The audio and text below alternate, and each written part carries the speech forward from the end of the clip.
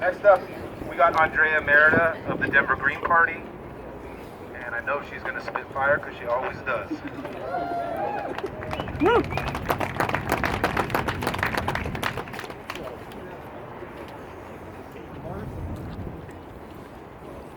Hey, where are all my revolutionaries at? Where are all my working men? Where are my resistors at? My name is Andrea Merida. I am part of the state, local, and national leadership of the Green Party of the United States. We like to think of ourselves as your electoral party to the left when you get ready to use that tool. Now, we know that electoral politics is not going to bring revolution. Is that correct? No. Is that correct?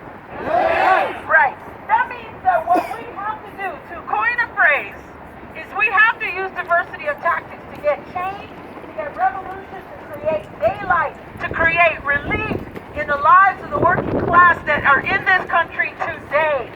We have lost so much over the last 80, 60 years, as my other comrades have so aptly put out. We have lost the rights to collectively bargain left and right. We have lost the right to have a democratic say in what happens in our workplaces, in our communities, in our schools, in our lives in general. And as a result, now we live in a police state. All of us right now are on a list.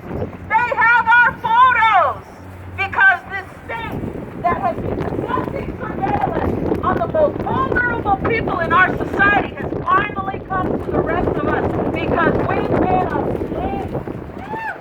We've been asleep and we've allowed capitalism to tell us what our values are. We've allowed capitalism to tell us that all we're about is productivity and punctuality and how much value we contribute to their pockets and not to ours.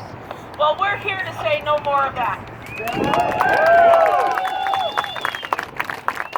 Now, electoral politics is a very tepid form of resistance, but it can be resistant. Because when we can get at least $23 an hour and a union for our workers today, we will create real daylight. Imagine what happens. That is your minimum wage worker who can barely afford an apartment in the city and county of Denver. I mean, they've got to have, you know how it is, they've got to have 3 or 4 people in an apartment to survive. That is not what a worker deserves. And so we have to use this tool for those of us who choose to do it. We have to use this electoral politics tool to get some daylight, to create a toehold so that workers even have enough to eat, to fight. Because we need those reforms as we transition to a new reality. But we're not going to stop there because we're not Democrats or Republicans. We're not going to stop there. We're going to keep moving.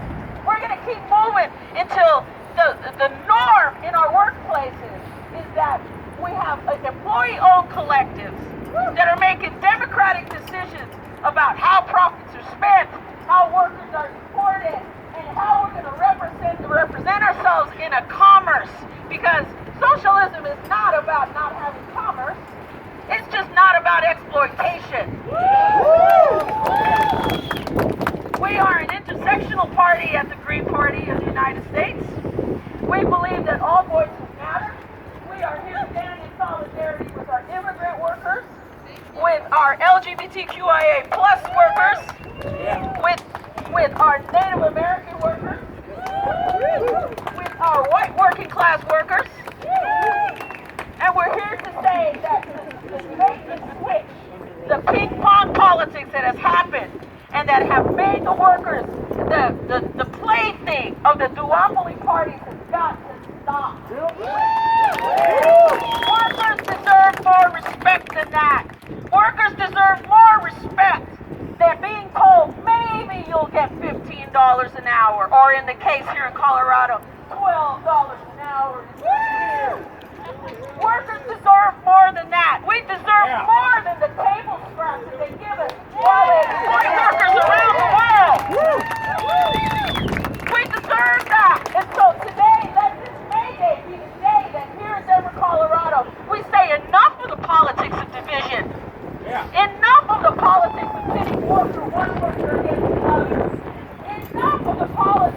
of scapegoating immigrants or people of color or other workers. It has to stop.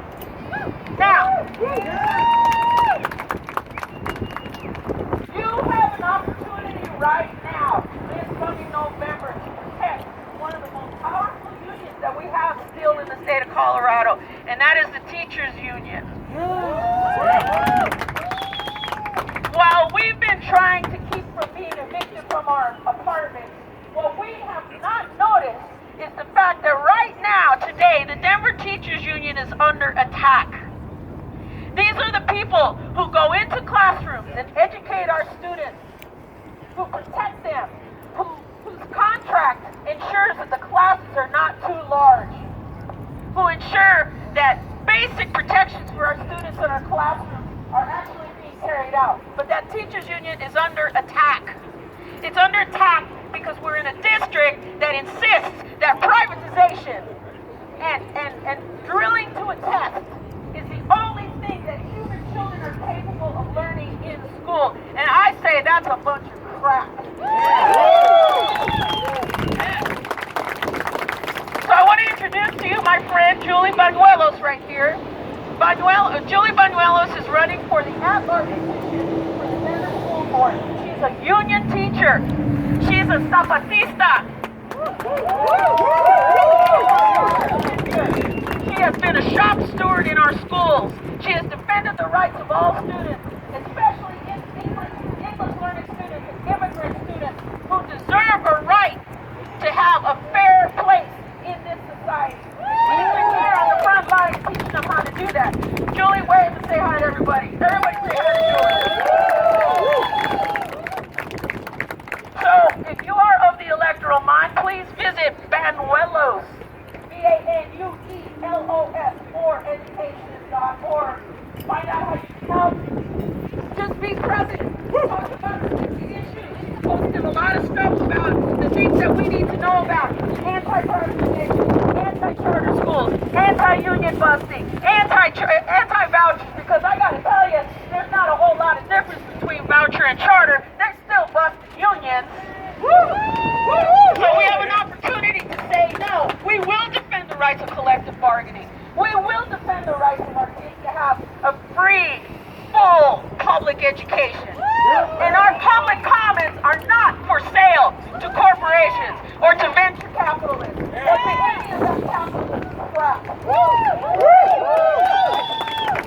So please, I encourage you, do not completely turn your back on electoral politics. We can create toeholds where the working class can climb and pull ourselves up. We do. Diversity of tactics. Diversity of tactics. But again, I have to reiterate that this is not the way to revolution. This is about strengthening our working class. This is about making sure that we can even eat to be able to have this revolution in the first place. And the two reasons why we need to do this is because of those toeholds, the transitional reforms. But also, this system, this capitalist system, has made us forget how to fight and build and win. Yeah. We don't know how to organize anymore, and it's time for us to remember how we do it. We have a proud heritage as Reds on how to organize, how to fight, how to win, how to do all of the things that the Democrats love to hang their hats on, but that were won by the blood, sweat, and tears of the working class.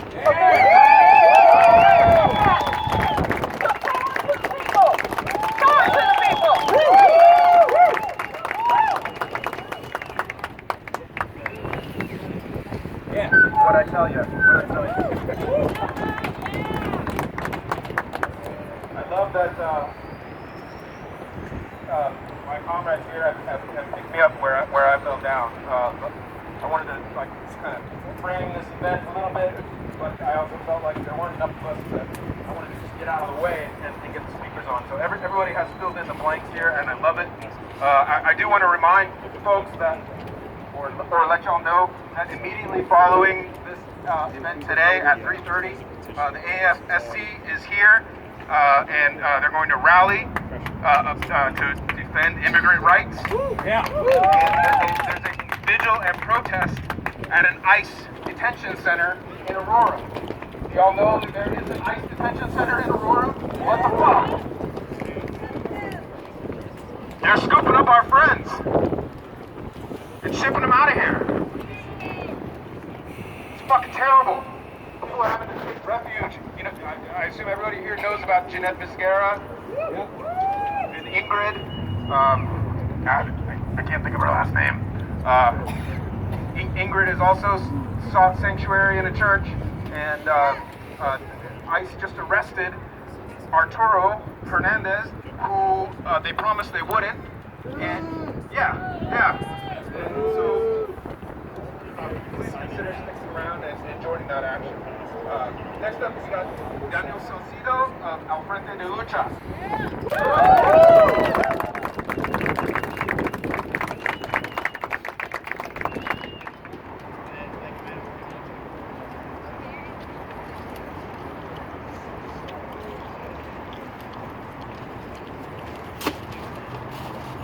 Hola, ¿qué tal?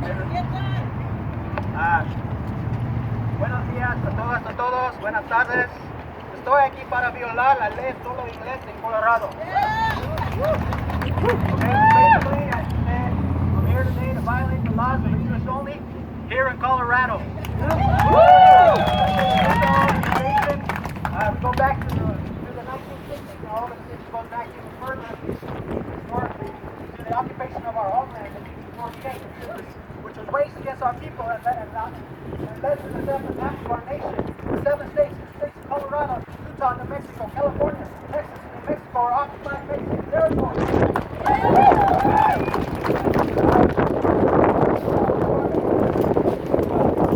We're an anti-colonial organization who provide anti-colonial defense for the working class, and we're anti-colonial, and we are for against the oppression of all oppressed people. When we look at the whole question of our history, we're looking at the question of the time of San Diego in 1950. We raised one of the issues, the Mexicano people at that time period raised this issue that we should give back the land to the Native American people, that we should liberate them, the whole question of the Black Belt South, that we should, and this was the organization was called the Liberating Army of Peoples. They also called for the question of the reunification of the Mexican People's Nation. And they also called for liberation of other areas such as Puerto Rico and Hawaii. We got to remember that we live around the question of a nationally oppressed peoples. And we have to deal with this question because the center left and the left in general is turned to the right. And we see that in the question of Trump and the election of Trump. So what are we going to do? How are we going to fight against that? How are you going to fight against that? And what are we going to do that to liberate everybody? This is the question that we present today. What we're looking at today is that we're not immigrants. We are migrants. We don't immigrate anywhere. We don't come from anywhere. These are all homelands. We migrate. We wonder where the Klan and we wonder where all these organizations come from. Well, they're rooted in the Texas Rangers and the California Rangers. They're rooted in all these organizations. And these organizations must be abolished. We must create a new society. For us, that society looks like the reunification of our people, once and self-military post-order under a new socialist government. Not under the current government there, but under a new government. So we invite you today here to be a part of that struggle. And que viva la raza, que viva la lucha obrera. La lucha obrera no tiene frontera.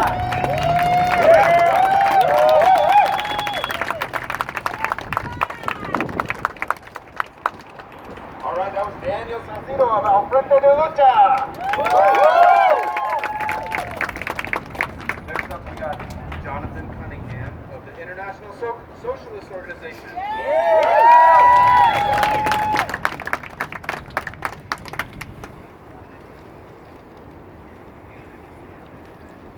Is this working? All right, hey. Cool. All right, so over 100. This side?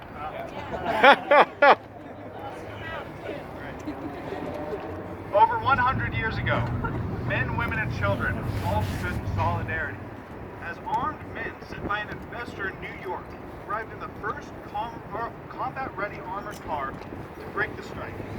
This car, driven by private detectives built in Pueblo, Colorado, fired indiscriminately in the crowd, murdering dozens of workers, their partners, and their children. The labor movement continued afterwards, even in the wake of this devastation, and we won laws against child labor, laws limiting the working day to 8 hours, and the momentum that comes with the sympathy of the public. So what happened? How do we lose the momentum of the working class when it was at its historical height? Like most working class movements around World War I, the working class of the U.S. was duped into supporting an imperialist war. Woodrow Wilson ran as a Democrat in 1912, labeling himself as a progressive that would fight against the financiers of Wall Street, the wealthy magnates like William Randolph Hearst, and the Republican Party, who, according to Wilson, had not a new idea for 30 years. Now, Wilson won re-election specifically on an anti-war ticket. He billed himself as the only candidate who could keep the U.S. out of the war. But by 1917, the U.S. had entered World War I. Support for the labor movement with internationalism as a foundational principle dried up. Despite his progressive rhetoric, Wilson never offered anything but lip service to the workers' movement, and the disagreement over support of the war was enough to effectively stymie the momentum for years. The labor movement gained traction again in the wake of Hoover's inability to deal with the Depression, but once again a Democrat progressive candidate would step in and sap the momentum from the movement. Shanty towns had begun to be constructed all over the U.S., known as Hoovervilles, and in these communities there was organization and activity, oftentimes led by the most marginalized people in those communities. Unemployment councils had begun to spring up all over, even outside of Hoovervilles, with hundreds of thousands of people marching in the streets of New York, Detroit, Washington, San Francisco, and other cities in mass protests against unemployment, while individuals were living in extreme luxury just blocks away. This was all alongside mobs taking food from trucks, carrying baked goods, marches on stores to demand food from storekeepers, and eviction resistance. So when FDR was inaugurated, he immediately proposed and Congress passed measures to address the level of unemployment, but more importantly, to address the level of struggle around unemployment and labor. He passed the NRA, formalizing the right to unionize, but that legislation also gave businesses the rights to fix prices. It was colloquially referred to by black people at the time as the Negro Removal Act because it excluded racial minorities from minimum wage laws, occupational safety regulations, and other provisions.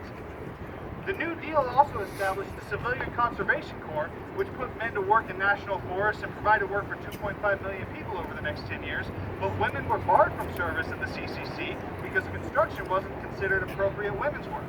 Quotas limited black people to just 10% of the labor force, and they were housed in segregated camps. So all this resulted in a schism in the growing movement as white male workers were given a legitimate way to wage struggle, while others were left to be reliant on them in either the form of dependency or service employment that hinged on their paycheck. While this was going on, it was accompanied by a push in the party culture, the unemployed, now largely segregated by race and gender, away from tactics that would disrupt society, specifically the tactics that had accomplished so much, and towards tactics that focused on electoralism exclusively.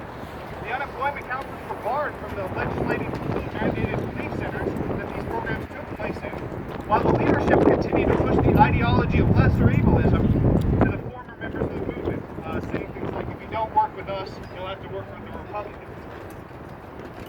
So this establishes a long forming pattern. I don't want to go into all the details because it's a long list, but let's suffice it to say, years later, Lyndon B. Johnson promised not to escalate the war in Vietnam and depicted his opponent as a warmonger who would escalate the war on the Vietnamese and send troops to occupy a mass.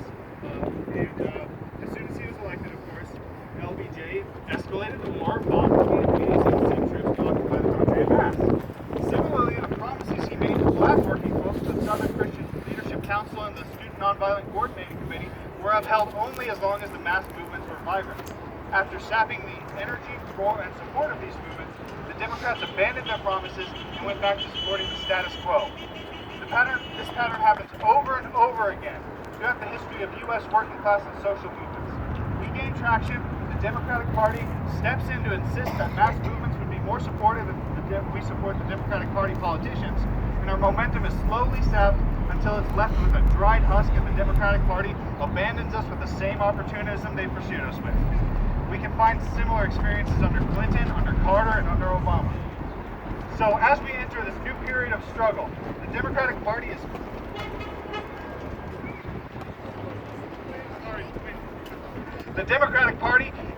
poised to repeat its massively successful strategy of co-opting and subverting working class movements. In the spirit of May Day and international working class solidarity, I urge each of you to keep vigil against their opportunistic trailing. Thanks.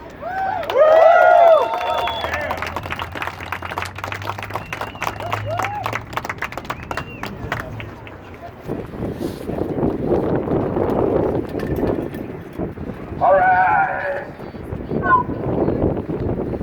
Anybody else who holds this thing, make sure you get the microphone up against your lips, all right? Get intimate with it. All right? We've all been intimate with it. Woo! All right, next up, our final speech of the day, and then we're going to do another breakout session, is from Fem Left. Give them a warm welcome, please.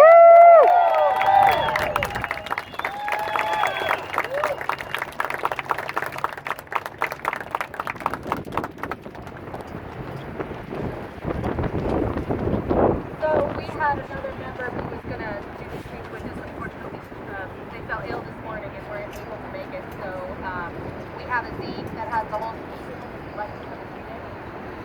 Their part just because we didn't write it. So we don't want to be there to support.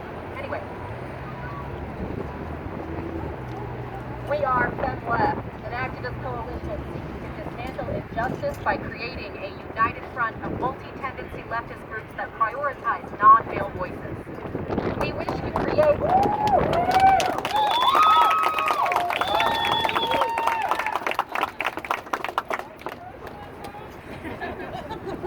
create a world where human hierarchies are not upheld by violence or the threat of violence. Where might does not make right. And collaboration and consensus are stitched into our daily lives. The societies we live in now are just the opposite. Coercion and fear are used to continue patterns of domination that have destroyed potential and infringed on the rights of humanity for millennia. In this dominator model of society, women and femfolk bear an unfair burden of work, enslavement, and fear, laboriously maintaining those same structures which disproportionately restrict us.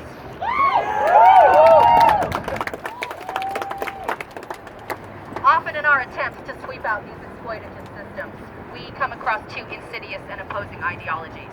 The first would like us to believe that the inherently cruel nature of class structure does not exist.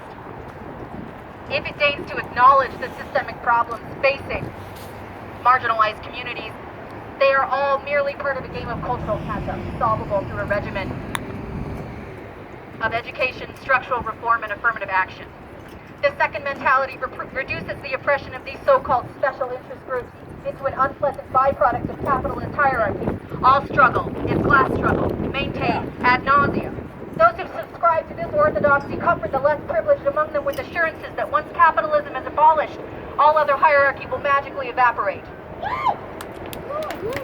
We vociferously reject these mentalities as incomplete and self-serving.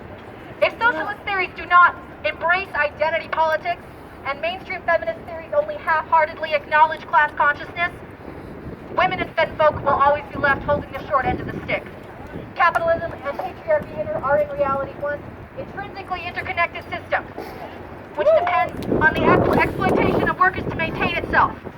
Women's labor is often left out of the worker equation as non-surplus labor or unproductive labor, recategorized as existing somehow outside of capital. Because women are at the bottom of the social pyramid, their work is further devalued, underpaid if paid at all, and often just completely left out.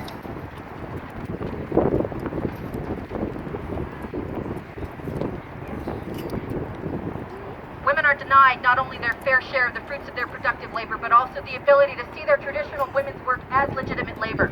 Cooking is work. Laundry is work. Maintaining a relationship is work.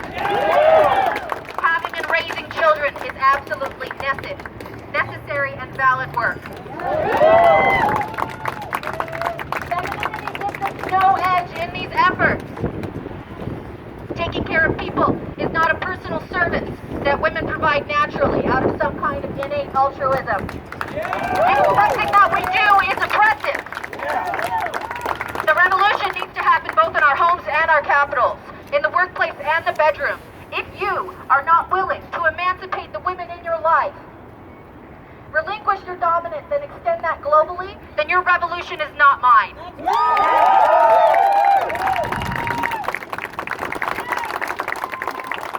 We are not looking for equality to men. We are interested in dismantling the structure that elevates men over women in its totality. It's on a cultural shift. We need a cultural transformation. We have to give up our white feminism, our commodification of caring, our cisgender privilege, our American pride, and our refusal to see class, race, and rigid gender roles knitted together to form the dominator model of society under which we all labor.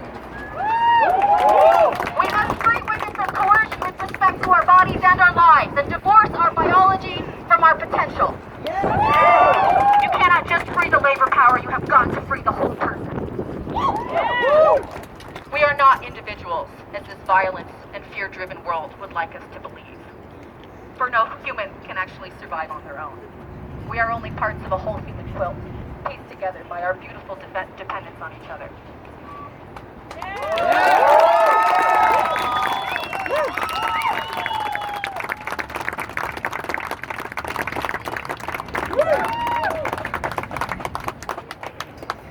A U.S. robber baron once boasted, "I can hire one half of the working class to kill the other half."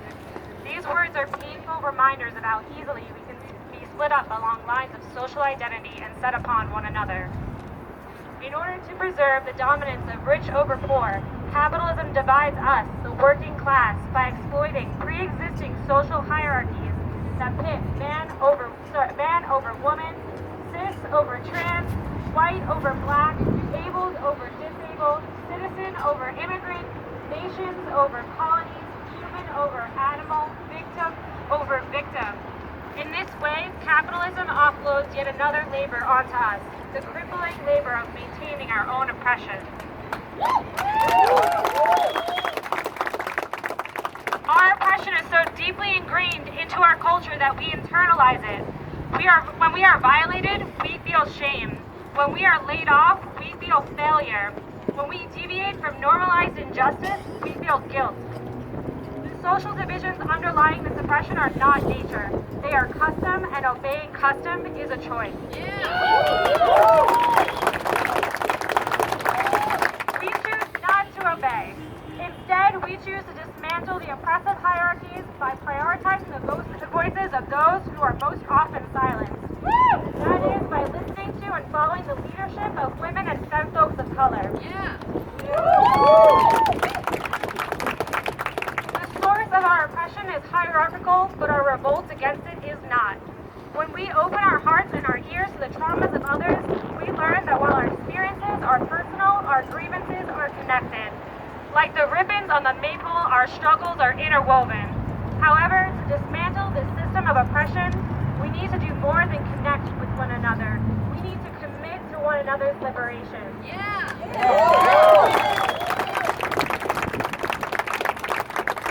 the spaces where the strands of our lives interweave, we need to build revolutionary strength, solidarity, and love. Thank you.